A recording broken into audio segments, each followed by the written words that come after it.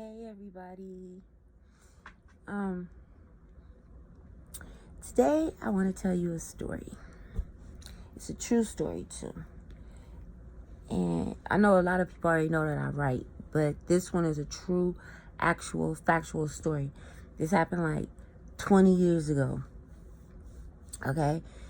But God was like, yo, you need to tell people these different stories because people be going through stuff and they be hearing the voice, but they don't be knowing if that's like God's voice.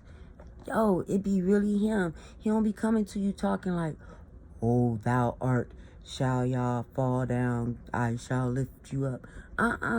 He don't talk to you like that.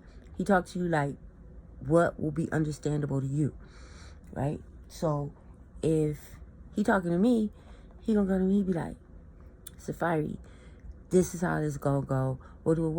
It sounds like that. It don't sound like, oh, thou art, I shall part the sea right now. Even though he finna part the sea, he just not gonna be. He gonna be like, yo, Saaphyri, come on, yo, look, the sea finna part. Stroll through this bitch, all right? And then I'll be like, all right, cool, all right? So anyway, I'm gonna start telling these stories of true life things. And I know everybody gonna have their opinion. And everybody got something to say. And everybody gonna be like, oh, no, he don't. Trust me. This is my story. So if he say this to me, that's what was said. Now that's just that on that. Okay? Now, I wrote my story down in my book. I be writing all the time, man. But I think it's probably better if I just go off the dome and stuff, right? And just use that for whatever. But, okay. Whew. Okay, it's been a minute and I've been saying I was going to do this. I was like, oh, God, I'm going to do it as soon as I get my tooth fixed. And so I was like, I can't be going in here and I don't have no tooth on the side and stuff, right? And God said, okay, no worries. I'm going to fix that for you. And I said, okay, God, that's fixed. But now I'm like, he's like, don't be scared. And I don't know why I'm scared. I don't know why. I don't have no reason to be scared to tell a true story. But sometimes and stuff, I guess stuff just, when you telling stuff from your heart, it's almost like giving a baby. Not giving a baby, but having a baby. And your baby come out and you all happy, you know, that your baby out and stuff. And then people be like, dang, her baby ugly as fuck. You know, and I be thinking that shit sometimes too. When I be looking at people's babies. I'm like, damn, that's an ugly ass little baby. But somebody gotta love them.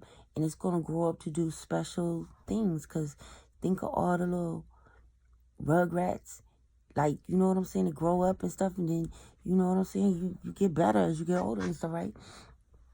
Anyway, that's way off topic. Okay, so, anyway, let me get on topic. So, I'm finna tell you this story, right? And it's a true story. And, I'm calling it, That Time I Went to Heaven. Okay? So, what had happened, this is like 20 years ago. Yeah, like at least 20 years ago, right? I was at home and I was laying in my bed, right? And the way that I was laying, my breath was like feeling a little short because I'm big breasted. So if you lay like this, or if you lay like this, it's like all this be coming up to your neck. You know what I'm saying? So I couldn't really breathe all the way, right? So I don't know if that has something to do with the dream or not.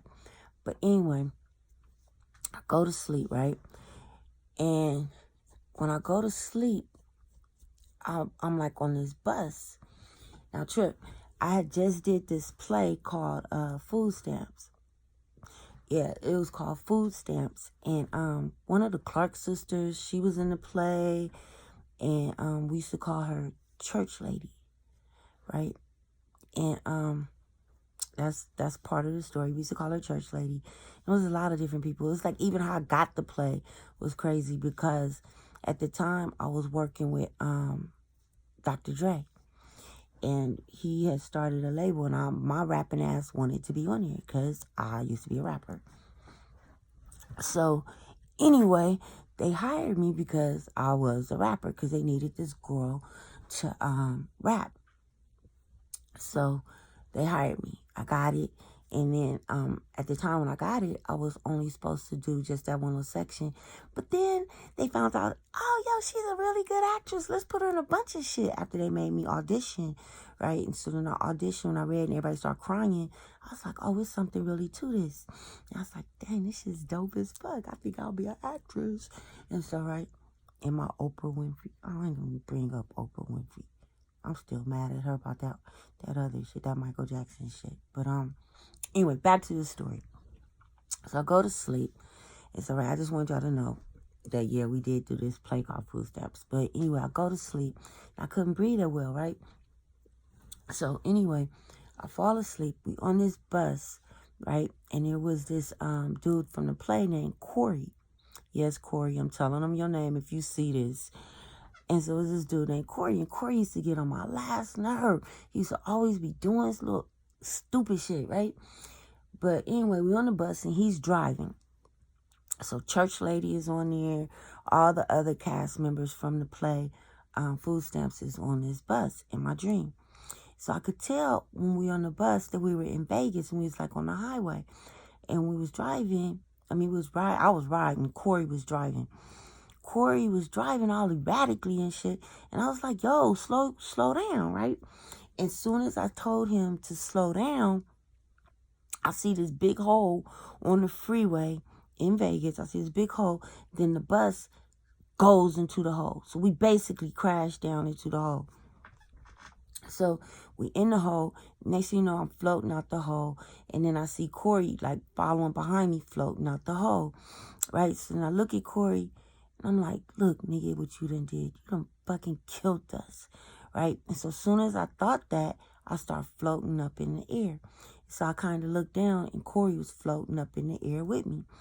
First part that I got to, it was like real dark. And it had these little babies in like the Wiz, like how the Wiz was and had all those babies up there in the sky. It was kind of like that. And so then I kept going up. And then when I got to the next part, it was like this pure white light. So I was like, dang, this is really white. In my head, I'm just thinking. And so then I look down. And when I look down, I see this clear, like, ocean of water. It was real clear. And there was this man that was standing down at the bottom of the ocean with people that were sitting, like, circling him. And then it looked like, to me, like he was God, right? So in my mind, I thought, oh, my God, that's God. As soon as I thought that, I went down and I went under the water. So my next thought was like, oh, my God, I'm breathing underwater. It was like, I'm breathing, because I was like, I can't breathe under here. But I was breathing under the water. So the man is preaching or whatever, right? And so as soon as, like I said, the man was preaching, and then Corey, his following behind, came splashing down the water too. And then I was thinking, like, why he keep following me, like, everywhere I go, right? So anyway, he follows me under the water, whatever. So the man is preaching, and so he's like saying some stuff. I don't remember what he was saying, but he was saying some stuff, right? And everybody's like, yeah, and they were like, hallelujah, hallelujah, right? And so then he was just talking, and the next thing I know, the man offered me a flask full of alcohol. So he hands me this flask. So when he hands me the flask, I thought, this ain't God. As soon as I thought that, I spurted out of the water. And I looked down, and Corey was still under the water. And so he was like, I'm staying, But now we're not talking with our mouth. We're just thinking the things, and we're communicating with each other.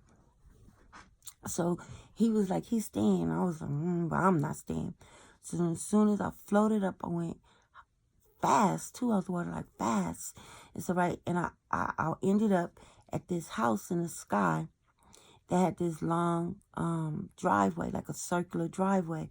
The house looked like a house you would see in like in View Park, Windsor Hills, and stuff. A nice house, but still like a middle class type house, right? So there was this man that walked up to me, and he had on this cream color robe, and he looked like he was like the color of like a Israeli or something like that. And he had this bushy hair, kind of like this, but a little bit coarser than this hair like this. And it was bushy like this too, like bushy like this, but coarser, right? And he had these piercing eyes, and he had, like, in the white part, it was reddish, right? It was piercing and stuff, right? And he had on his robe, and he had this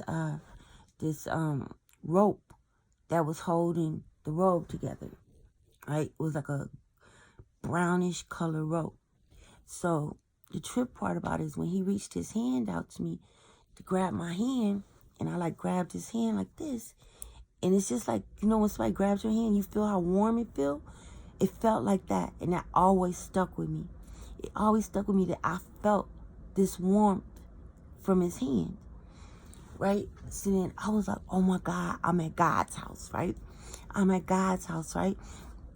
So anyway, I go inside, right? And there's like this long wooden table, right? Like this, like medium color, like an oak color wood. And then the walls had like this, the top part of the wall was like this dark green, like a forest green, like color with like a wooden border in the middle. And then at the bottom was this rust color, like wallpaper, like a textured wallpaper. So we're sitting at the table, and there's other people sitting at the table. So now I look at the head of the table, and God's sitting at the head of the table. But now he don't look like that no more. He's real dark. Real dark. Kind of like about the color of Michael Blackson dark, right? And like a Lupita dark. And he had these piercing eyes, the same eyes with like the red in there, right? And then he had this hair, this bushy hair, right? But like I said, it's coarser than his hair. Oh, did my little wig just fly? But it was coarser than his hair, right? So anyway, he's sitting at the front of the table. I mean, at the head of the table. And I'm just like ecstatic. Like, I'm at God's house. I can't believe I'm at God's house, right?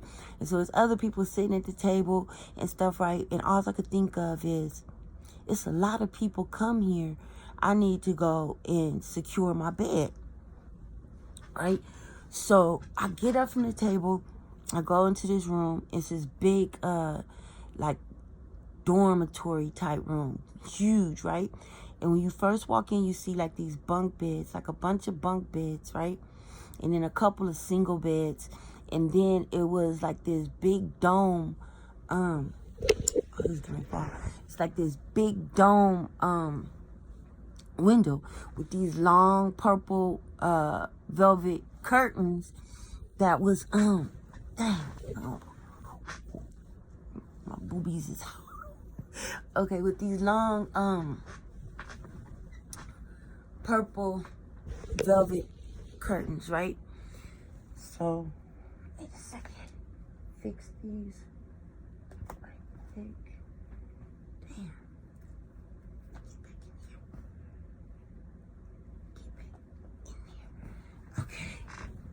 there. Okay, so we in there.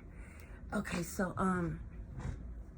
anyway, so it was like these long purple curtains that was hanging there, right? So I'm trying to figure out which bed is mine. So I see the church lady. So the church lady is like looking, right? And she's like saying something. I don't remember what she was saying, but she was just talking. But when I looked out the window, excuse me. When I looked out the window, I seen these people that were like gyrating all out the window, doing all this stuff and doing all this and all this kind of stuff, right? So as soon as I seen her, I was like, oh, hell no, right? So I kind of turned. But the church lady, she looked out the window and said, As soon as she said, she pops out the window. So I was like, fuck. I was like, oh, no, no, no, no, no. I'm not looking at these people. So I went over there and got the curtains and started closing the curtains. Because I was like, I'm at God's house. I'm not trying to pop out there like a church lady, right? So anyway, I didn't want to pop out like church lady. So when I'm closing the curtains, I looked at her and she was like trying to get back in. She was knocking like at the window and stuff, right? And I just closed the curtains on her because I was like, yo, I'm trying to stay at God's house, right? I'm not trying to go out there with you. That's what I'm not trying to do, is be out there and shaking and doing all that stuff, right? So then after I found my bed, I said, you know what? I'm going to God's room, right? So then I go to God's room, right, into his bedroom. So then now he has this wooden bed. There was like this light oak color wood or whatever. Like this light color wood. Oh, dang. This thing is all in my booty. Okay. Anyway, he has this light colored wood bed, right? And it has like poles on it and stuff, right? So he's laying in bed. But now he don't look like that no more either. He's not dark no more.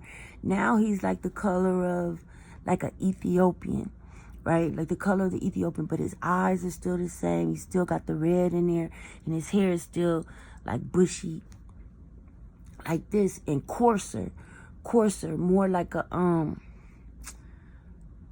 like a Ethiopian or Somalian, or coarse hair, right? But not as coarse as like my hair, but coarse and bushy, right?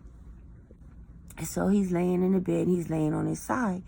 So when I walk in, I'm just like, ooh. So at first I start sitting on the floor and I'm just talking to him, running my mouth and saying stuff, which I don't remember what I was talking about, but I was talking, right? And he was just smiling. So then I laid on the bottom of his bed by his feet, right? And do you know like how it feels when you lay like on your grandmother's bed or your mom's bed or whomever it is that you really close to, but they're like an elder, and you just feel safe and you feel comfortable. And I felt so peaceful. Like this, it couldn't get no better whatsoever, right? So anyway, I'm laying there, so I'm talking to him, and then it's like we were talking for a while, but I don't remember anything we were talking about. It's like I remember everything else, like every detail of everything, how warm his hands felt, what he looked like, what he had on, the color of the poles in the bed, the color of the table, the type of oak, who was there, everything. The only thing I can remember is sitting on his bed at the end by his feet and him sitting up, and then he grabbed my hand and he was like, you gotta go back. He said, you gotta go back. I was like, I don't want to go back. I want to just stay here. I want to be your right-hand man. He's like, you got to go back. Then I woke up to the phone ringing. The phone was ringing. So I picked up the phone. See, this is a long time ago, because this is like really a house phone. Some of y'all probably don't even know what a house phone is. But I picked up the phone, and it was the stage manager from the play, right? It was the stage manager from the play. And I don't remember her name, but maybe she'll see this. But she was calling. I answered the phone, I said, hello. And she said, oh, this is Blase. I don't even remember her name. And she was like, hey, we're going to have our rap party. You guys excited? We're going to have a rap party. I was like, oh, okay. And so then she was like, we're going to have it. We think we're going to do it in Vegas. I said, huh? She said, we're going to have a rap party in Vegas. Well, I had just woke up from this dream where we all died when we went to Vegas. So I told her everything that I dreamt and how the bus went in this hole on the road, and told her, so we didn't go to Vegas. But the crazy part about it was we were going to catch a bus to Vegas. When I told her about it, none of us went to Vegas. The rap party was canceled. We didn't even get a rap party. Coincidence? I think not. I think not.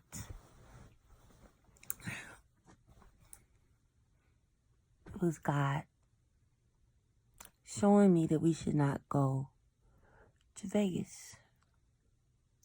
What you guys think? Think it's fiction? Or you think it was God? You be the judge.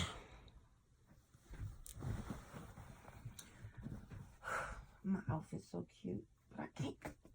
Oh, fuck. I can't even show my titties. Talking about God. But anyway, that was my story, my first story. Because I'm going to tell more, and it's all going to be like my stories at different times. Things happen with God. If y'all like these stories, please let me know, because I don't want to be, I don't know. I just think I'm going to tell them. And then I was like, where should I tell them this stuff, right? It's like, it's stuff placed in this house, but I feel more comfortable just laying on my bed. And it's late night, too. Why not? Thank you for listening.